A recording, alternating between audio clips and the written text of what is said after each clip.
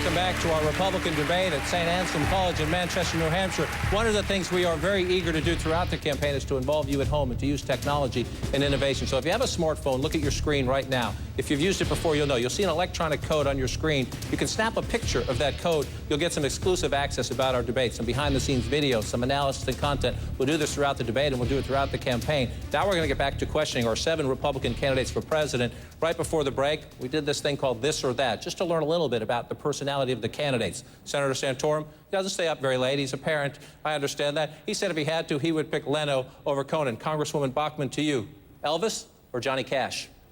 Oh, that's really tough. That's really both. Both. Both? Yeah. Both. I've got Christmas with Elvis on my iPod.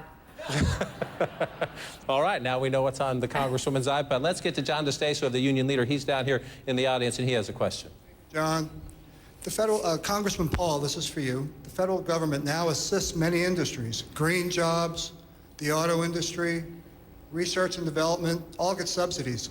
Given the current state of the economy, what standards do you have, if any, for government assistance to private enterprise? Well, there shouldn't be any government assistance to private enterprise. It's not morally correct. It's not legal. It's bad economics. It's not part of the Constitution. If you allow an economy to thrive, they'll decide how R&D works or where they invest their monies. But when the politicians get in and direct things, you get the malinvestment. They do the dumb things. They might build too many houses, and they might not direct their research to the right places. So, no, it's a fallacy to think that government and politicians and bureaucrats are smart enough to manage the economy, so it shouldn't happen. All right, these are the Republicans, the conservative candidates. Every time you applaud, I know you're happy with the answer. You take your time away, though. We would expect to get an answer, less government is better. One of the questions we want to explore tonight is when.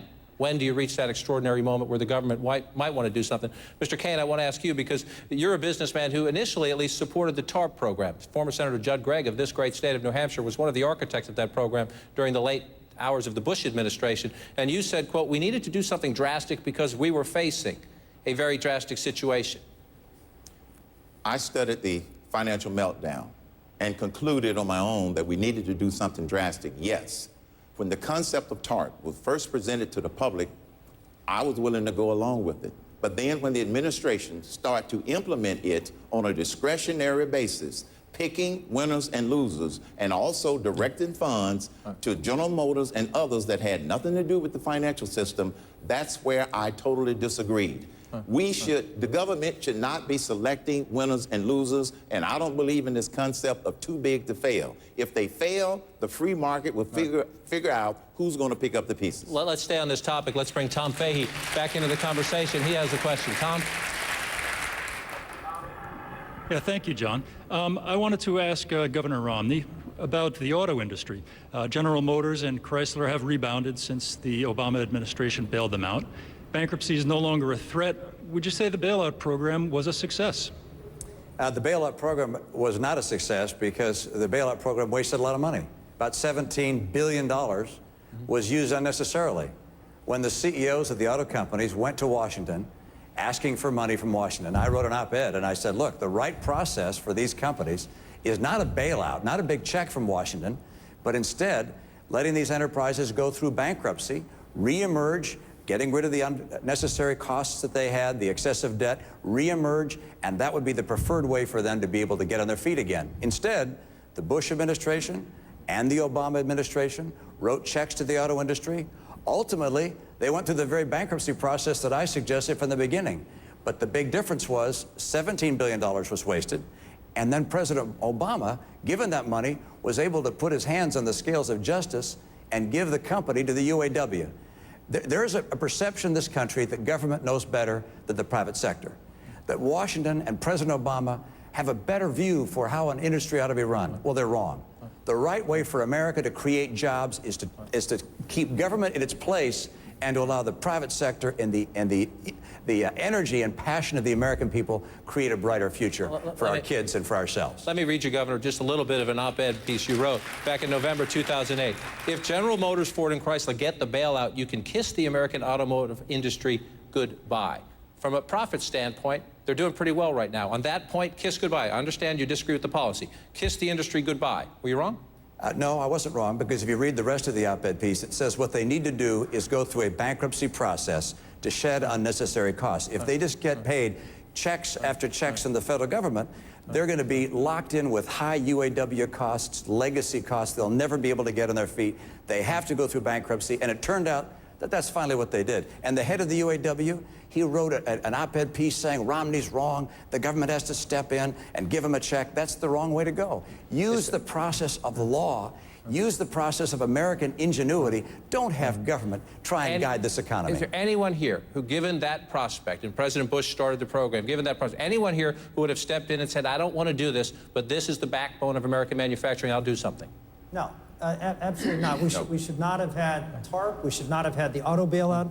Governor Romney's right. They could have gone through a structured bankruptcy without the federal government. All the federal government did was basically tip to the cronies, tip to the unions, gave the unions the company. If they'd have gone through the orderly bankruptcy process, gone through a structured bankruptcy, they'd have come out in the same place, only we would have kept the integrity of the bankruptcy process without the government putting its fingers into it. Quickly, please. John, I was in the middle of this debate. I was behind closed doors with Secretary Paulson when he came and made the extraordinary, never-before-made request to Congress, give us a $700 billion blank check with no strings attached. And I fought behind closed doors against my own party on TARP. It was a wrong vote then. It's continued to be a wrong vote since then. Sometimes that's what you have to do. You have to take principle over your party. All right, let's continue the conversation, but we'll come back to this if we have to. Let's go to Jean Mackin in Hancock. She has a question. Thanks, John. This question goes out to Speaker Gingrich. Next month, the Space Shuttle program is scheduled to retire after 30 years. And last year, President Obama effectively killed government-run spaceflight to the International Space Station and wants to turn it over to private companies. In the meantime, U.S. astronauts would ride Russian spacecraft at a cost of $50 to $63 million a seat. What role should the government play in future space exploration? Well, sadly, and I say this sadly because I'm a big fan of going into space, and I actually worked to get the shuttle program to survive at one point. NASA has become an absolute case study in why bureaucracy can't innovate.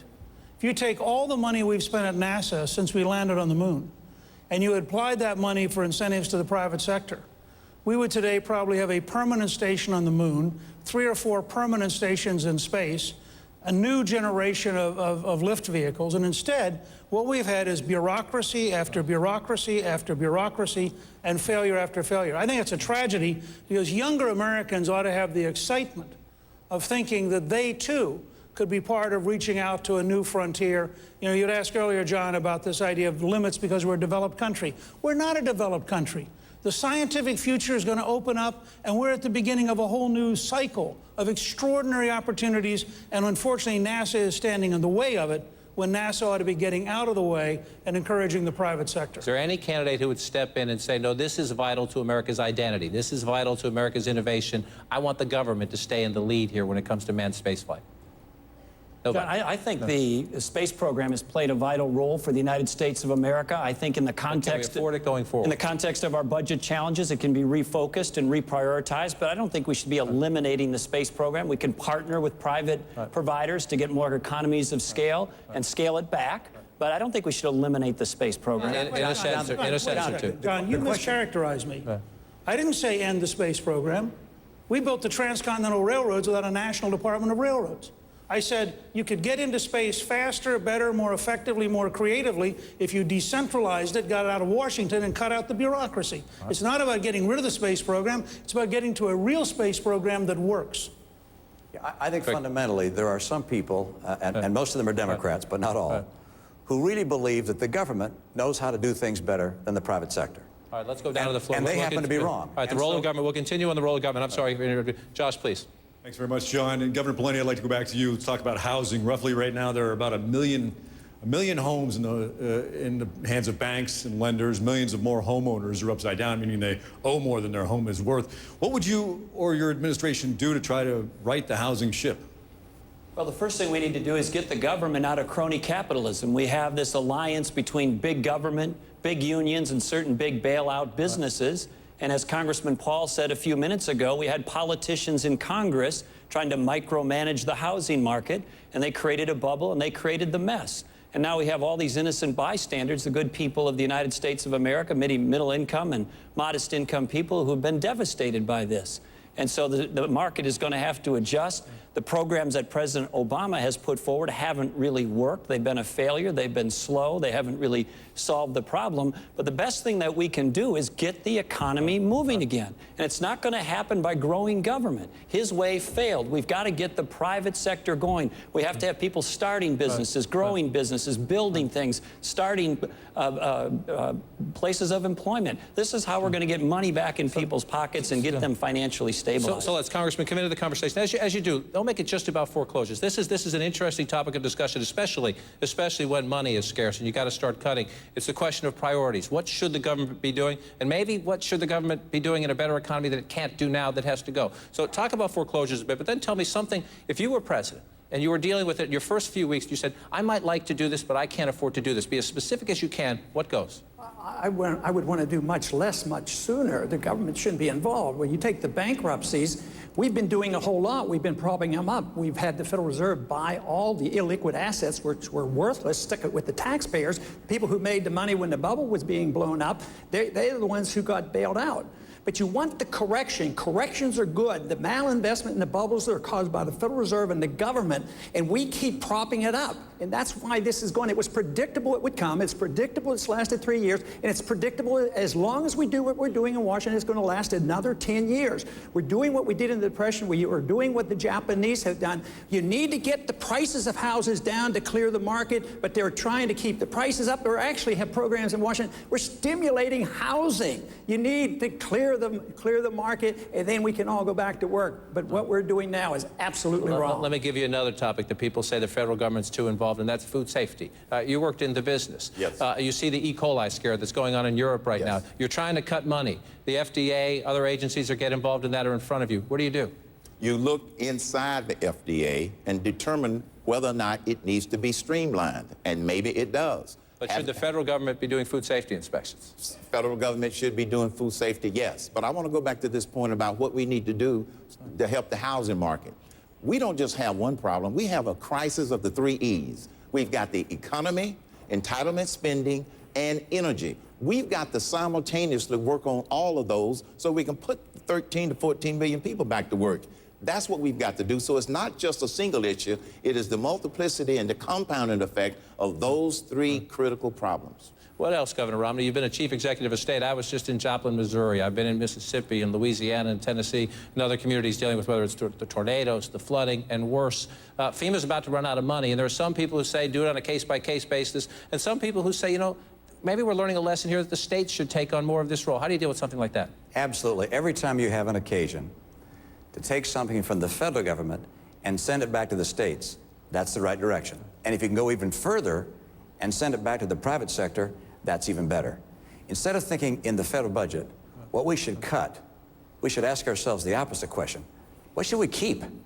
We should take all of what we're doing at the federal level and say, what are the things we're doing that we don't have to do? And those things we got to stop doing because we're borrowing $1.6 trillion more this year than we're taking in. Including disaster relief. We cannot afford to do those things without jeopardizing the future for our kids. It is simply immoral, in my view, for us to continue to rack up larger and larger debts and pass them on to our kids, knowing full well that we'll all be dead and gone before it's paid off. Makes no sense at all. All right, we need to work at another break. I know all the candidates want to get in on these issues and other issues. We will get back to them, I promise you that. As we go to break, remember at home, if you have a question on Facebook, send it to us. If you have a question on Twitter, send it to us. You also can use your smartphone to get some exclusive information. We're playing a little bit of an exercise called This or That to learn more about our candidates. It was Conan and Leno. It was Elvis or Johnny Cash. Mr. Speaker, Dancing with the Stars or American Idol? American Idol. American Idol it is. Our candidates continue their debate in just a moment. Stay with us.